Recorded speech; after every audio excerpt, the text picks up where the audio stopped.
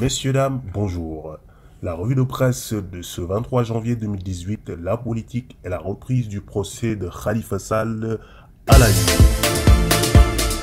Dans l'As quotidien, le président de l'Alliance pour la citoyenneté et le travail, Abdoulaye, jette une pierre dans le jardin du régime, estimant que maintenant, c'est la famille avant la patrie.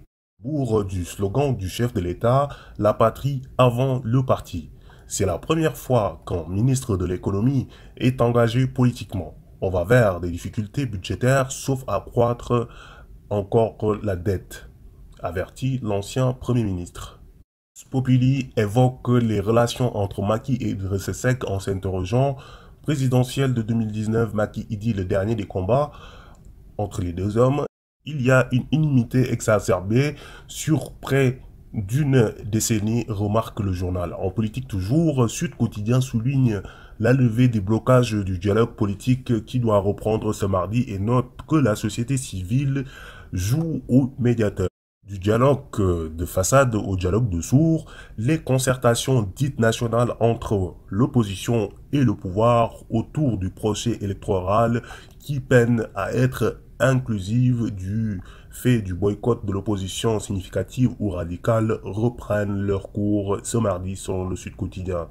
Le journal ajoute qu'après 3 rounds de négociations inclus par un désaccord magistral autour des propositions de la majorité, bulletin unique, caution à la présidentielle, mais surtout parrainage des candidatures. Le dialogue cherche sa voie avec en toile de fond la médiation de la société civile.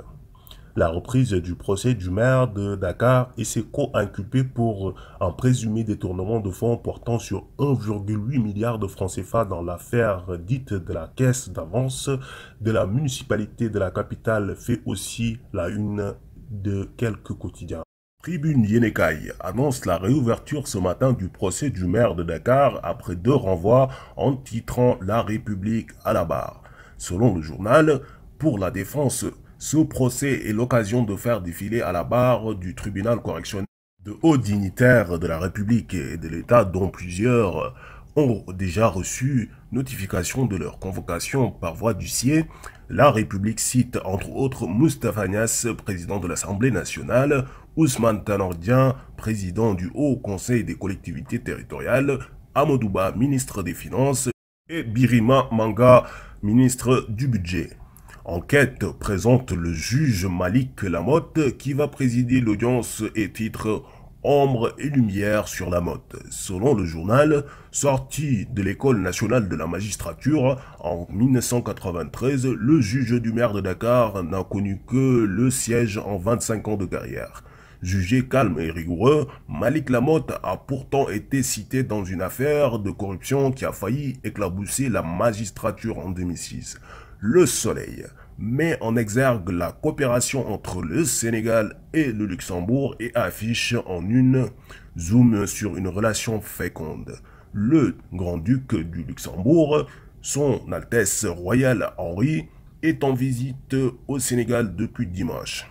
L'Observateur s'intéresse à la mort de Bourama Toumboulou Sané dans le cadre de l'enquête sur la tuerie de Boufa Bayotte.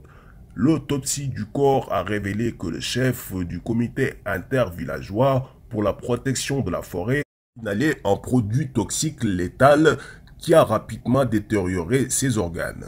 L'Obs qui titre Fin atroce.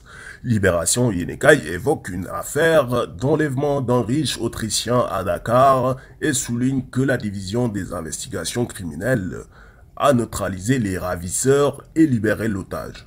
L'homme était venu à Dakar pour rencontrer enfin l'amour de sa vie trouvé sur Facebook, selon le journal qui note que les suspects dont sa future femme et des Nigériens ont été arrêtés. Le quotidien signale la bouderie de Alpha Condé, président guinéen, lors de la cérémonie d'investiture de George Weah au Libéria lundi. Le journal explique que le chef de l'État guinéen arrivé en retard voulait être placé au présidium. C'est tout pour cette revue de presse, messieurs, dames. Je vous souhaite de passer une très bonne journée sur DK TV et abonnez-vous.